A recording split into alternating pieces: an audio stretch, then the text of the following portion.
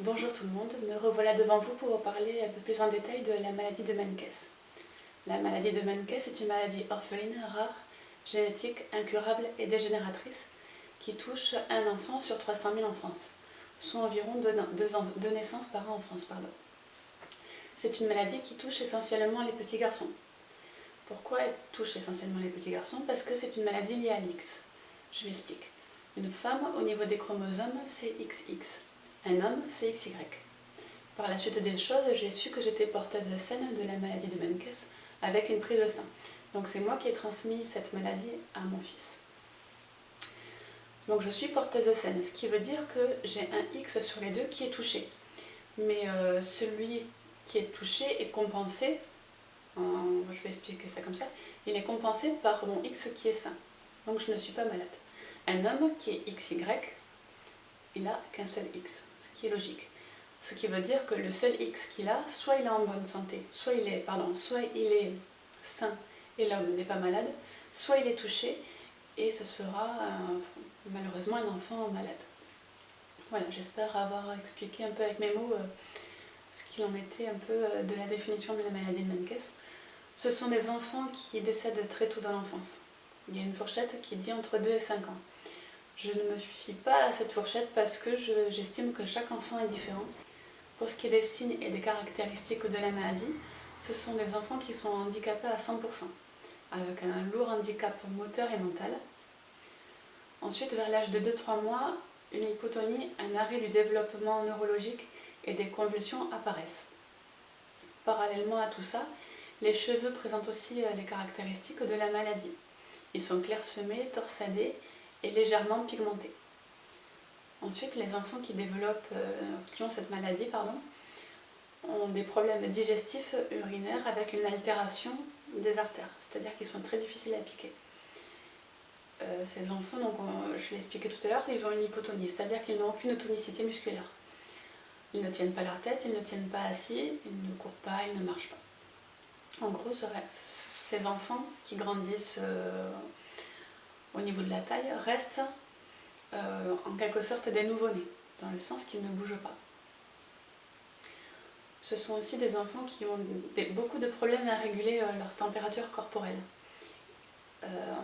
Bastien, quand il était tout petit, même déjà à la maternité, avait du mal à réguler sa température. Il dépassait très rarement les 36,5.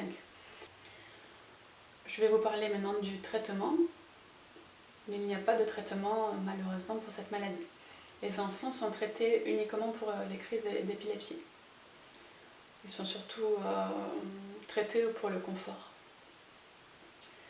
Ah oui, aussi tout à l'heure, j'ai oublié de dire que ce sont aussi des enfants qui ont du mal à dormir. Je parle pour mon cas particulier. Bastien confondait le jour et la nuit. Et même la nuit, parce que je sais que certains enfants peuvent confondre le jour et la nuit, mais après, au fur et à mesure qu'ils grandissent, ils arrivent à se régler tout seuls. Pour Bastien, ce n'était pas le cas. Il fallait aussi lui donner le soir quelques gouttes pour qu'il s'apaise et qu'il puisse se détendre et trouver plus rapidement le sommeil.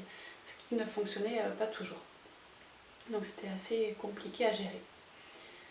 Donc au niveau du traitement, comme je disais, ce sont des enfants qui sont traités uniquement au niveau du confort. Ensuite, il faut savoir qu'il existe un dépistage prénatal. C'est-à-dire que comme je sais que je suis porteuse saine de la maladie, il a fallu par la suite que je me fasse suivre en vue d'une prochaine grossesse. Comment ça s'est passé? Dès que j'ai voulu faire un second enfant, il a fallu que je prenne rendez-vous avec ma généticienne pour lui expliquer mes souhaits et ce que je désirais.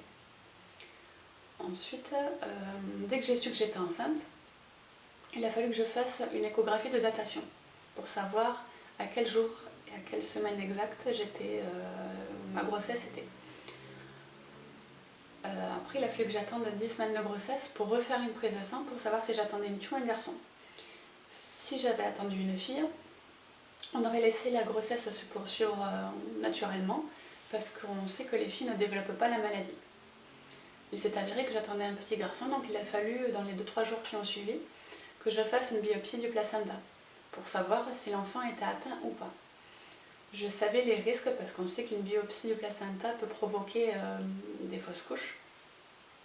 Et je savais, avant même de tomber enceinte, que je ferais tous ces examens pour être sûre de ne pas passer à côté de la maladie, parce que c'est quand même une maladie très lourde et je ne me voyais pas revivre tout ce que j'avais...